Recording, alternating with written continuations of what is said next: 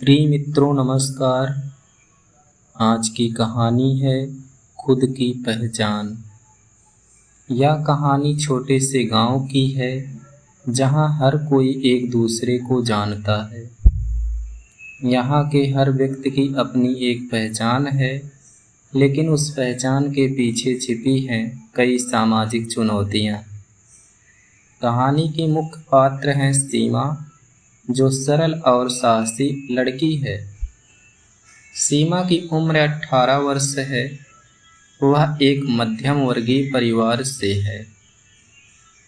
उसके पिता रामू एक किसान हैं और माँ गीता घर का कामकाज संभालती हैं। सीमा पढ़ाई में बहुत अच्छी थी, लेकिन गांव में लड़कियों की शिक्षा को लेकर बहुत सी सामाजिक दिक्कतें थी।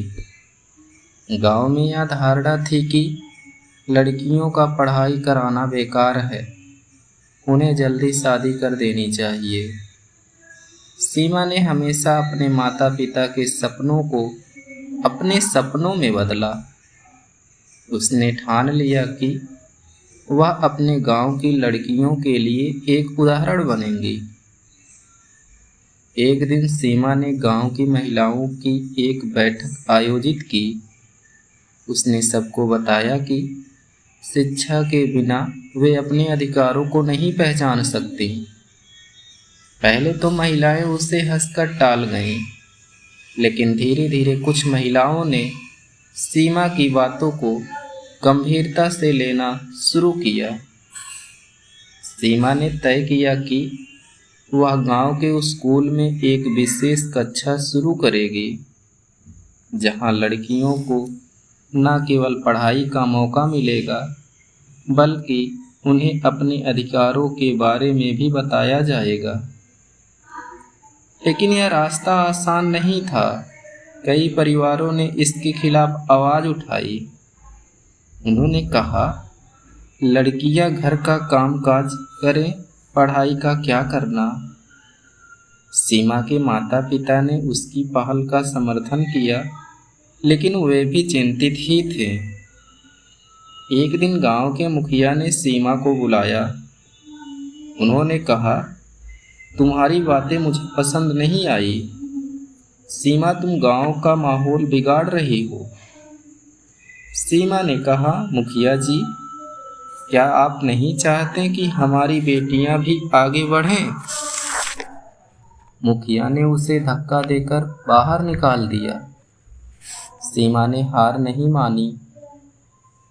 सीमा ने अपने दोस्तों और गांव की कुछ महिलाओं को जुटाया और एक रैली का आयोजन किया।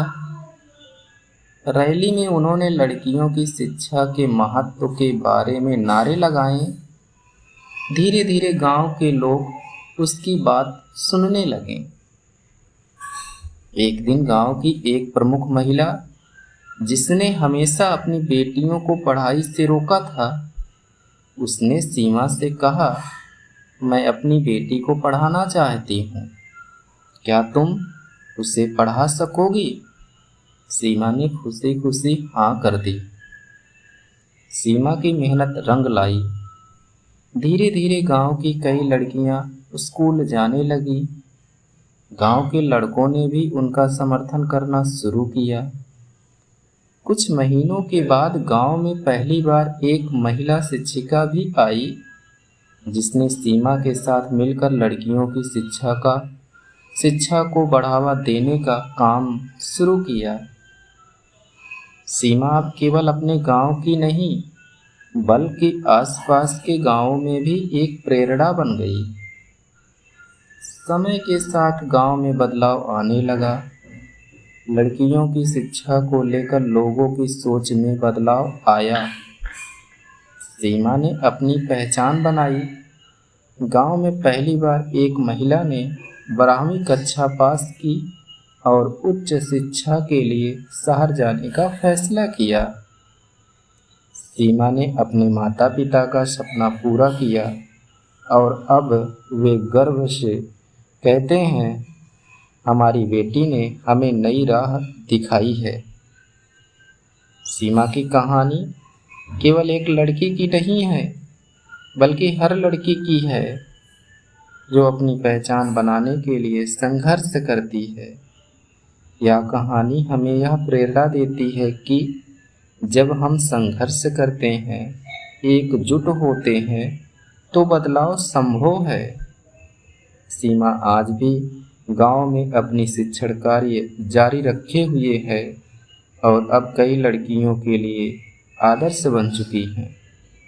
सीमा की कहानी ने साबित किया कि अगर इरादा मजबूत हो तो कोई भी दीवार नहीं रोक सकती। धन्यवाद।